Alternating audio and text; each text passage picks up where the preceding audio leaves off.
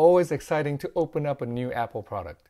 I just got the new 20.9-inch 2021 iPad Pro, and I'm dying to find out for myself if I can just use my old Magic Keyboard with it and save $350. Hi, this is David of Tech for Baba, a channel I share my experiences on how technology enhances my time with kids and family as a dad. If this is your first time here, welcome. Please consider subscribing.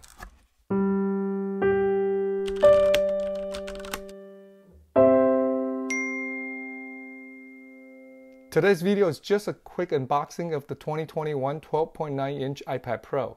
I'll quickly go through the initial setup as well and my first impressions. Most importantly, I want to see for myself if my old Magic Keyboard can still work with it. Let's get into it. Always nice to tear the plastic wrapping away. Love how no tool is needed for the entire unboxing process. And there it is. Nice and big. Even though the 12.9 inch is only 1.9 inches bigger than the 11-inch iPad Pro, it always feels quite a bit larger in my hands. I have to be much more careful holding the 12.9-inch iPad Pro.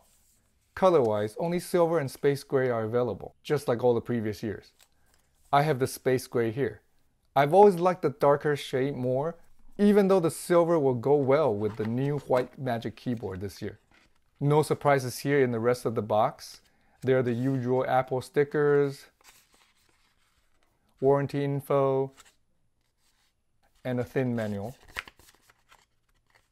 I'm glad Apple still includes a charger with the iPad Pro. This one is the new 20-watt charger, so I can use it to fast charge my iPhone 12 too, which didn't come with a charger. But that's another story. Lastly, there's the USB Type-C to Type-C charging cable. Already, time to check out the new 2021 iPad Pro.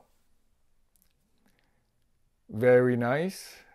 There's really no difference to the older one on the outside. Without turning it on, it looks just like last year's iPad Pro. Same size and shape all the way around.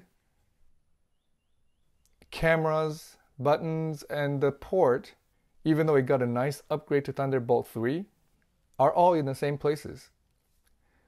Oh, there is one little difference. The speaker holes are shorter and a bit closer to the center compared to my 2018 iPad Pro. Let's turn it on and get it set up quickly.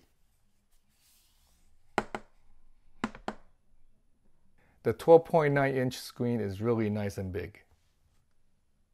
First, select language, English, country and region, United States here. Next is quick start. Apple make this very easy for those who already have an iPhone. Just bring the iPhone close by. There will be a pop-up asking if I want to set up the new iPad. Hit continue. Then hold the camera over the pattern showing on the iPad. Enter the iPhone passcode on the iPad. That's it. Information like the Wi-Fi SSID and password is now being transferred from the iPhone to the iPad. Next, iPad will ask to set up Face ID, just like how it's done on the iPhone.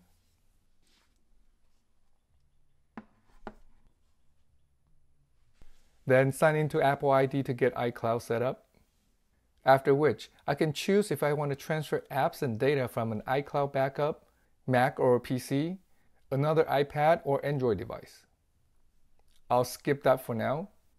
Then it could transfer settings for Siri and location service from my iPhone to the new iPad. Hit continue. Apple Pay, which I could set up later if I need it, so skip for now.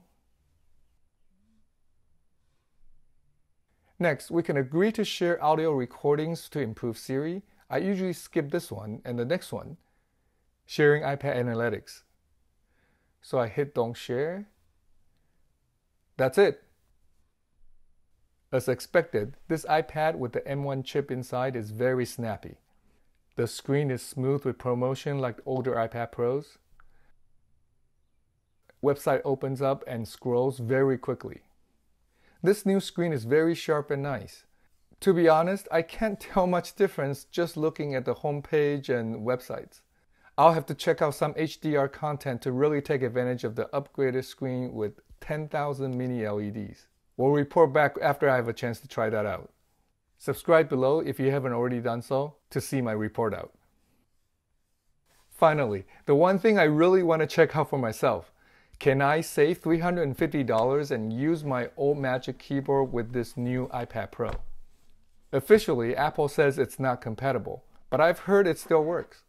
The new iPad Pro is a bit thicker, but not by much, just 0.5 millimeters. So I'm hopeful. Here we go. Looks good. It goes on without any problems at all. Let's see how it closes. Looks pretty good to me too. Maybe a bit tighter than my 2018 iPad Pro because I know this is thicker, but it works just fine for me. Great. I'm glad I could share this Magic Keyboard between my old and new iPad Pros. Thanks for watching. If you find this video helpful, please help me by smashing the like button and share. Do you think the new iPad Pro is worth the upgrade? I'd love to hear your thoughts in the comments below. If you want to see more videos on how technology can enhance our life with kids and family, please subscribe and turn on the bell to be notified when I put out my next video. I'll see you in the next one. Until then, cherish each moment.